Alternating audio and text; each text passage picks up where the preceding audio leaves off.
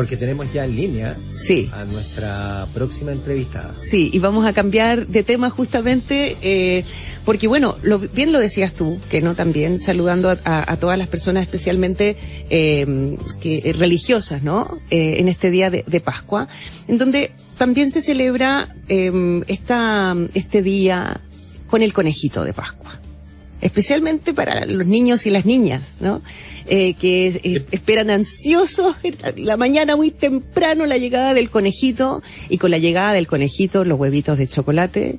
Y aquí es donde abrimos un tema justamente con esta golosina. Y para hablar de este tema y de cómo abordar la dieta especialmente de los niños y las niñas, aunque en realidad nos toca a todos, es que estamos a esta hora en contacto con Evelyn Sánchez, directora de la carrera de Nutrición y Dietética en Universidad Las Américas. ¿Cómo estás, Evelyn? Bienvenida. Hola, buenas tardes. Muchas gracias. Gracias a ti por estar en contacto con nosotros hoy día para hablar del chocolate, finalmente, para niños y niñas y para adultos también, porque a todos nos toca en este día, si es que tenemos alguna proximidad, digamos, con el conejito, nos toca comer chocolate hoy día.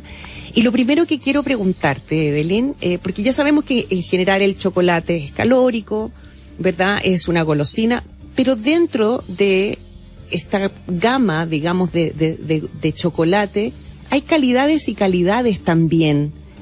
Y a veces, cuando no está el presupuesto para comprar un mejor chocolate, o cuando hay muchos niños y niñas en la casa, a veces el camino no es más que comprar un chocolate quizás no el que quisiéramos o de menos calidad, que puede ocasionar también muchas veces alergias o problemas, ¿no? En la salud. Sí, así es. Ahora, partamos de la base que en general no es malo el comer chocolate. No. De hecho, no hay alimentos, hay algunos que son ultraprocesados, puede ser, que tienen una connotación más negativa, pero tenemos muy arraigado que el chocolate es malo. Y finalmente, este tipo de alimentos, si lo comemos en la proporción adecuada, si lo combinamos con una alimentación saludable y una vez al año conmemoramos esta fecha, disfrutamos de esto como un panorama, no es un problema mayor, a menos que se consuman en exceso. Por ejemplo, hay muchos cuadros de gastroenteritis asociados a una ingesta excesiva, porque quizás fueron prohibidos durante todo el año o porque tienen esa connotación negativa, esa prohibición, y se produce esta ingesta mayor a lo esperado en el fondo.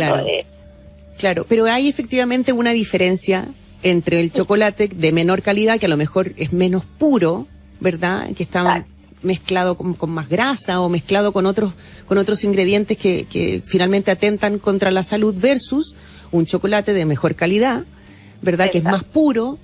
¿Cómo funciona eso también?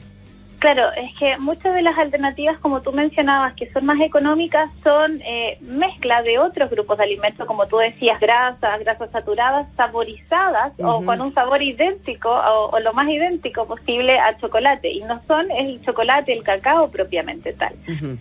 Obviamente, por un tema de costo, como tú mencionabas, es más económico acceder a este tipo, a estas imitaciones o a estos otros compuestos saborizados o con sabor idéntico que al cacao propiamente tal, que efectivamente tiene un costo un poco más elevado. Pero en este caso, sabiendo cómo son las características económicas a nivel país y considerando esta fecha, aparte de el incorporar este tipo de chocolates que son más económicos, también aprovechar esta instancia para generar un panorama asociado a esta fiesta con los niños, a asociarlo a manualidades o a realizar preparaciones en casa, que quizás si yo sumo los ingredientes de los alimentos que tengo en la casa, va a ser muy similar a estos huevitos que son sucedáneos o idénticos al sabor natural. Entonces, aprovechar la instancia e incorporar a los niños en el proceso, que no sea solo el buscar el panorama, sino que también el prepararlos, el planificar esto el fin de semana y transformarlo en una actividad familiar. Es que es una cuestión finalmente, Evelyn, de hábitos. Exactamente. Así como en el estudio existe el hábito de estudio, también en la alimentación. Exactamente. Entonces nosotros lo que tenemos que hacer es dar un paso más atrás y mejorar hábitos y permitirnos en estas fechas, en estas instancias, el hacer estas transgresiones, el no satanizar ciertos alimentos, el identificar el autocontrol, el disfrutar lo que estamos consumiendo, el quizás tomar ciertas precauciones. Por ejemplo, en niños preferir que estos huevos que no son macizos, porque obviamente en proporción ellos van a disfrutar igual la unidad de huevito, pero tienen menos cantidad de chocolate porque son huecos, por ejemplo, no el macizo. Y así quizás tomar algunas precauciones como para evitar esta ingesta excesiva y educarlos básicamente, el saber identificar, lo estoy consumiendo porque de verdad necesito, tengo hambre, o lo estoy consumiendo porque hay que consumir, porque tengo mucho, tengo una canasta llena y es el momento. Sí, Evelyn, ¿y hay alguna alternativa casera, por ejemplo, que pueda resultar eventualmente más saludable que comprar un huevito o un chocolate que ya está ahí puesto en la tienda? Sí, efectivamente. Bueno, hay alternativas que pueden sonar incluso un poco diferentes. Hay nosotros hacemos talleres de alimentación, hacemos cocadas de garbanzo, que tienen legumbres, que son cocadas y que le agregamos cacao y que las podemos envolver en ciertos papeles, insisto, como manualidades con los niños. Incorporar otros tipos de alimentos que son diferentes quizás a lo esperado, pero que en nuestra experiencia tienen resultados bastante favorables en cuanto a la aceptación.